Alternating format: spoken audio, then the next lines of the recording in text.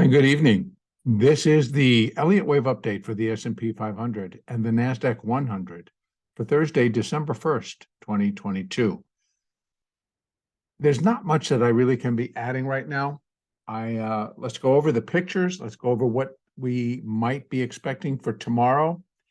And let me just repeat what now Fed Bar was now saying, slowing pace of interest rate hikes makes sense. Well, that ought to perk things up and everybody starts really buying into that, which they may do again. So I want to go over again what we did today. So starting here with the S&P, as I left it off, the market had a great day yesterday, and it appeared that I switched some of the labeling around to mark this as the X. We had an A and a B, and here's the second C wave. And the big challenge is now we actually can see here on the hourly chart 1, 2, 3, 4, 5. And right off that high, the market declined sharply and then spent the balance of the day kind of just fooling around, doing a little up, a little down, a little up, a little down. So it doesn't leave us, or it doesn't leave me, with a very solid view that this completed that C wave, because it is 5 up. But I have to allow for some additional time and for what the market could choose, that it is going to continue to go up. And again, it puts us into a spot, and I will just switch over and throw up the extensions for the C wave.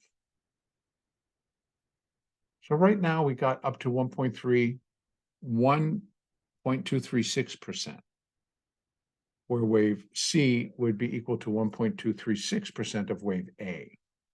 Obviously, we still have resistance at 41.30. We have 618 resistance at 41.62. 41.75, I'm going to call it. So those all still remain in the picture. In fact, who are we to say that the market can't go up to 4,200? Or who am I? And I'm certainly not anybody that can say that with defined purpose that no way, no way. So we have to leave things open and allow the market to tell us. I have some ideas now that we now have gotten to here, and to just add them to this conversation. If this indeed completed that wave C, and we are now going to head lower, because I can possibly put a wave 2, an intermediate wave 2 above it, then the expectation would be that an intermediate third wave is going to begin. How that started, it would not have stopped and found its way all the way back. And I'll show you what I mean by that. I'm going to flip over to the line chart and look. It's all gone. That tail, as if it didn't exist. So what we get is a 1, 2, 3, 4, 1 of 5, 2 of 5. Even with that coming down as far as it did, when we look at it on a closed basis, it's still in process. So taking it back to here can give us a little bit of like, what?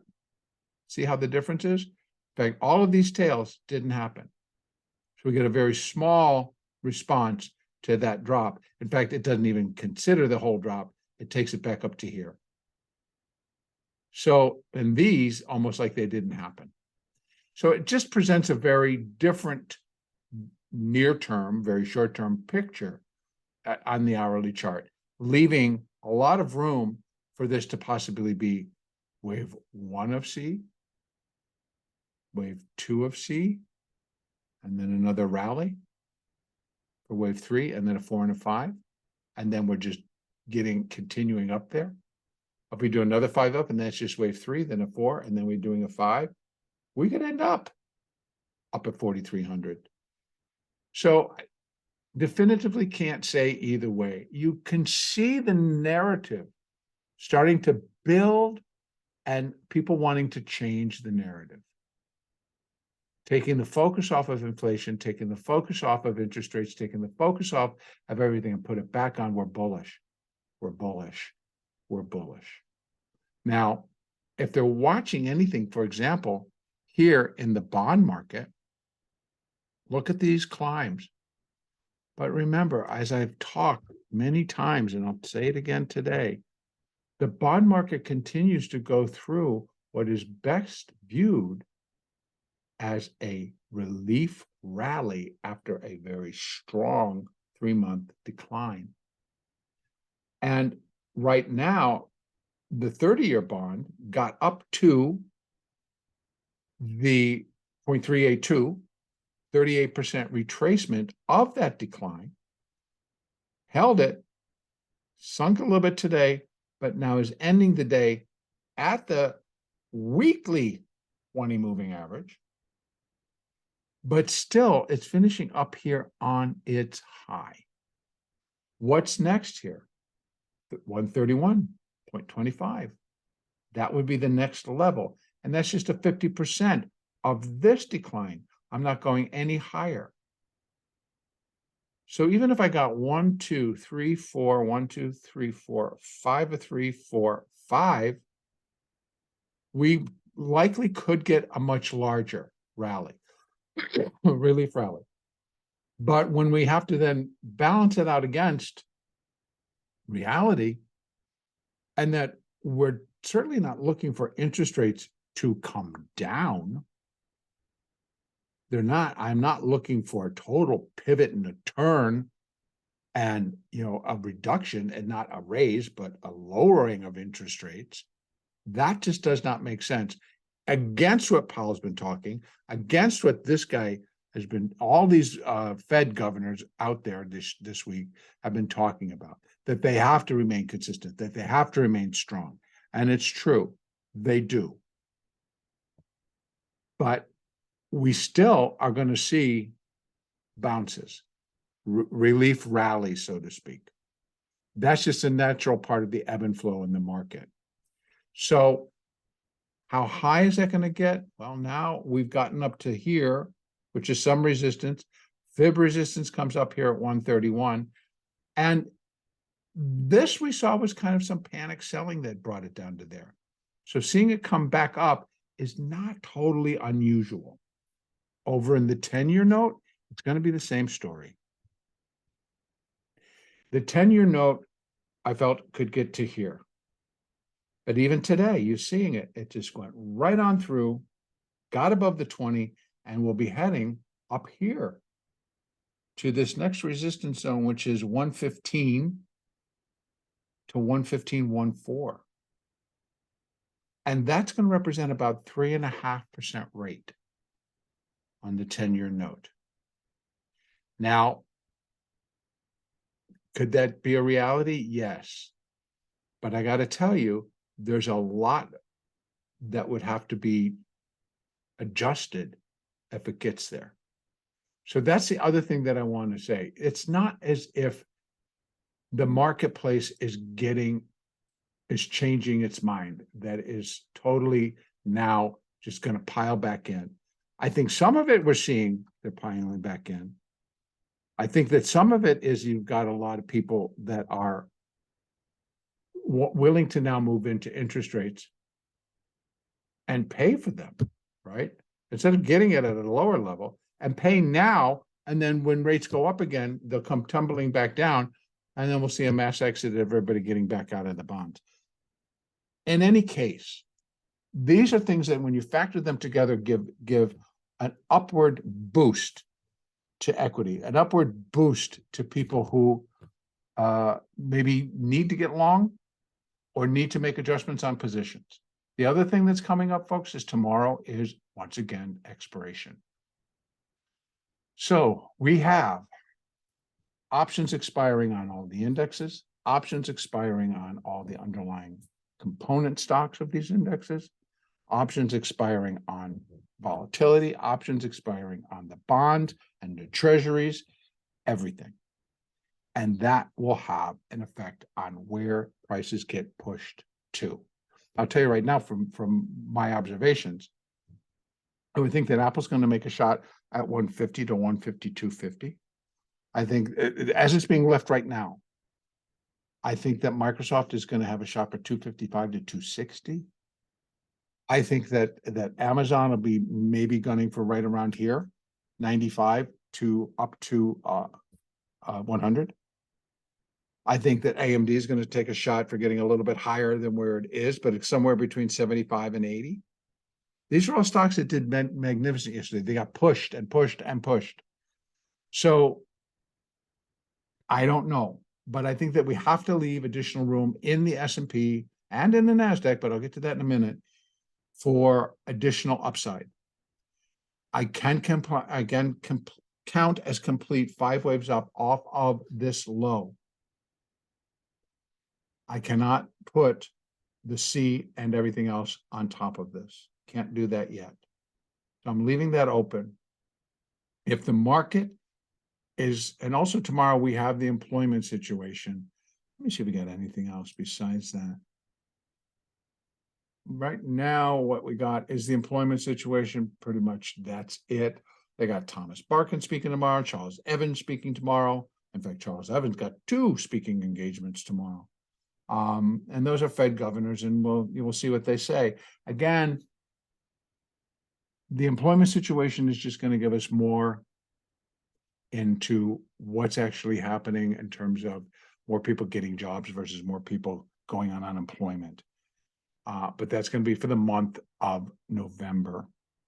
So we'll see how that's going to be interpreted, how the market will take a look at it.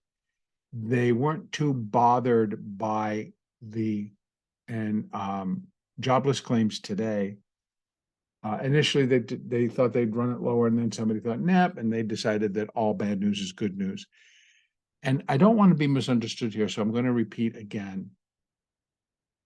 The fact that many people are finding jobs is actually a good thing to me. I'd rather that people were working than not working and having to really scramble to find how they're going to make their lives work and how they're going to, do what they need to do for their families. So I personally think it's a great thing. Unfortunately, it does contribute to the inflation cycle. So when the Fed governors are out there stumping, saying that what we really need to see is a higher unemployment rate, it almost seems wrong to say that, but it is true. It is true. It's money coming out of the system instead of forcing things up.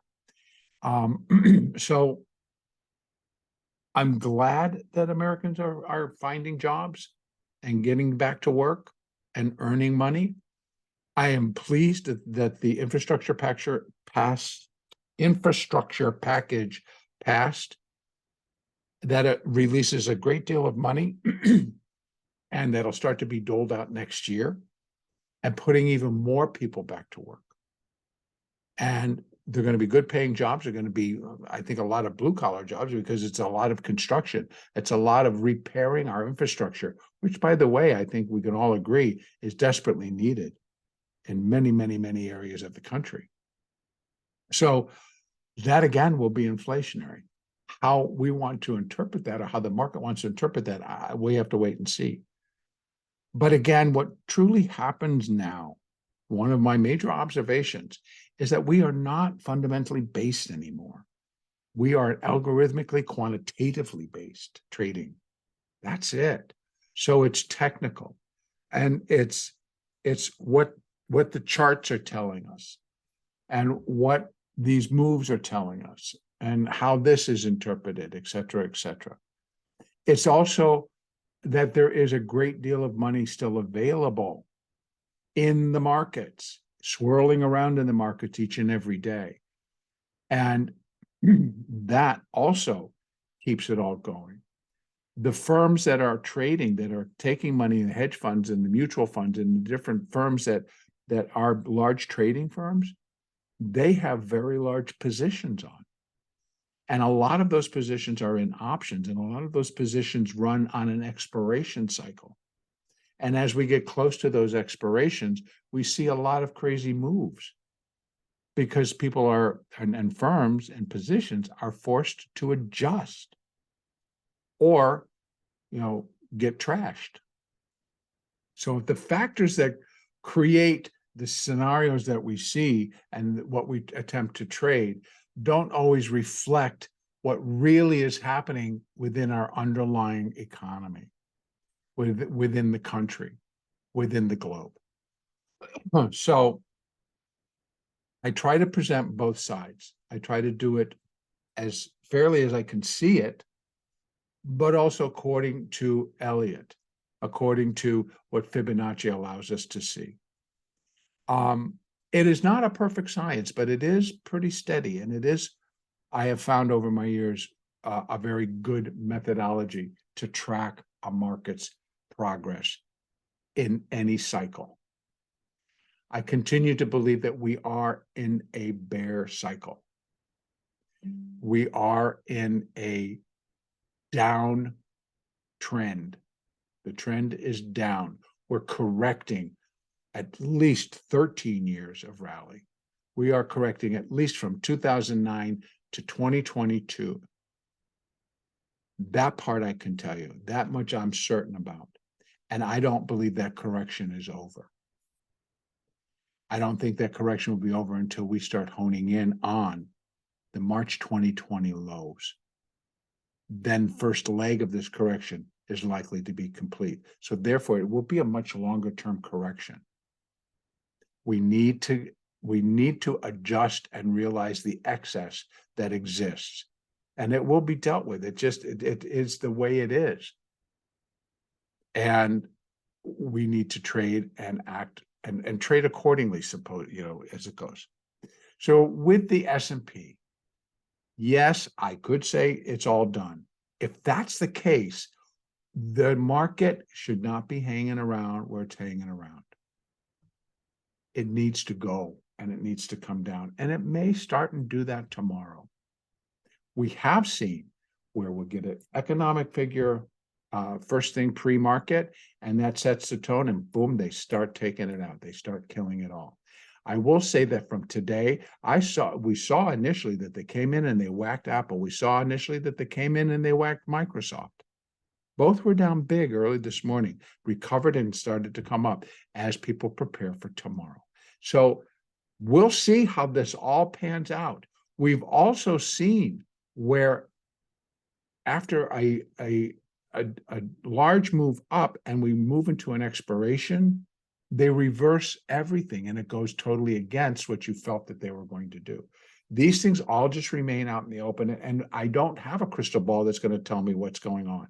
But if that 4110 marked the high and completed that C wave and that intermediate wave too, that was a good start. The drop was a good start. We saw that how it actually, on a line chart, actually looked like nothing. But I would be expecting tomorrow there'll be none of this. It's just boom, and then boom, and then boom. And we just start to tackle, and all of this likely would be taken back. And we'll end up back down here. That would not surprise me. Over in the NASDAQ, let me finish with the S&P. However, an upside move would likely push through much of this resistance, and this market would end up closer to 42 than 41.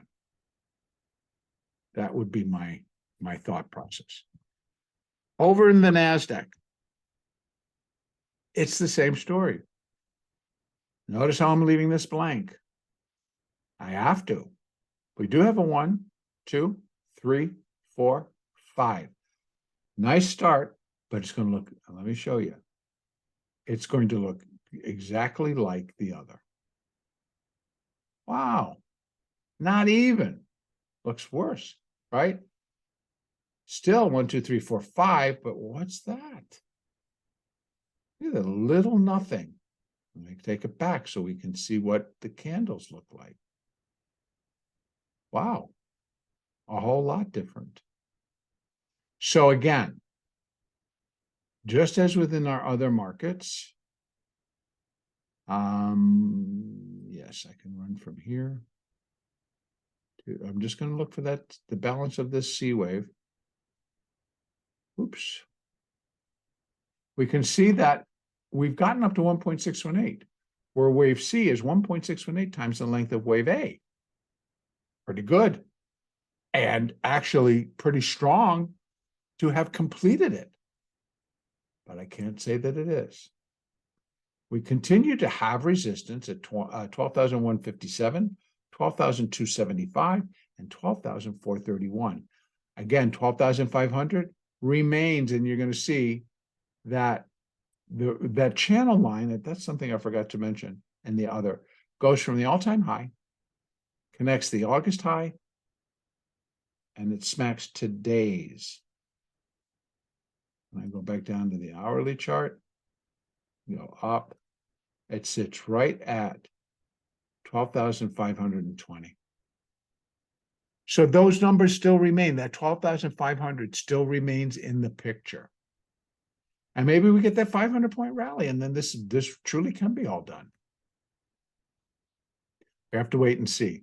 But I remain in the position of saying, if this is the completion point, it hit the resistance, it got rejected, and now it tried to get itself back up there, and they're selling it a little bit now as we close the session. The after hour is now done. So it's a difficult market. It's sometimes difficult even to trade, not impossible, but it isn't the easiest in the world. And again, most of the good trade is within the first hour and a half, maybe 2 hours, and you get a little bit later. But in between, it's a lot of pushing and shoving. So that's another factor. It's just a lot of posturing, positioning, adjusting, a lot of stuff going on.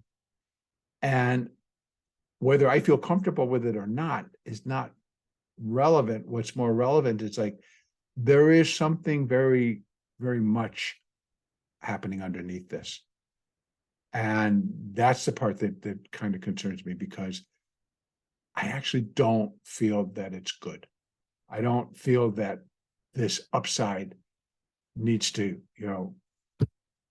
grab onto some traction and go. I think it would be a bad thing, to be honest with you. I think it would lure in way too many people and then just absolutely smash them to smithereens in a couple of weeks. But maybe that's the plan. I don't know. Right now, I think we need to allow for continued upside. And I just gave you the resistance zones on the way up. Ultimately, I still hold out at 12,500 is where this market likely will end up. But I will take my signals as the market gives them. We did reach a resistance today. It was rejected, and we've not gone back above it. We may, again, do it tomorrow. If that happens, look for 12,156 and above.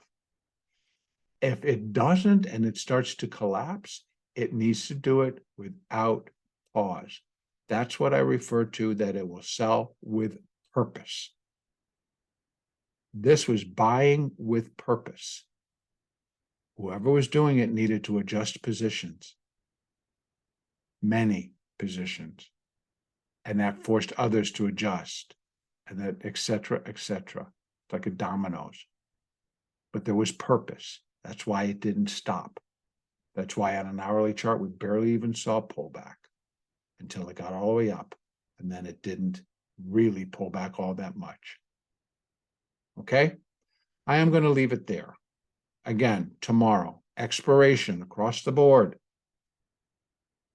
Employment situation numbers pre-market. Have a great trading day tomorrow. Expect the unexpected and trade well. Our next update, I will be making this podcast that I've promised all week. I will do it on Saturday. So I'll post on Saturday and then likely again after the markets open on Sunday to just give a quick update on what's happening there. So podcast will come on Saturday, the 3rd. The next Elliott Wave update will be on Sunday, December 4th. Have a great weekend.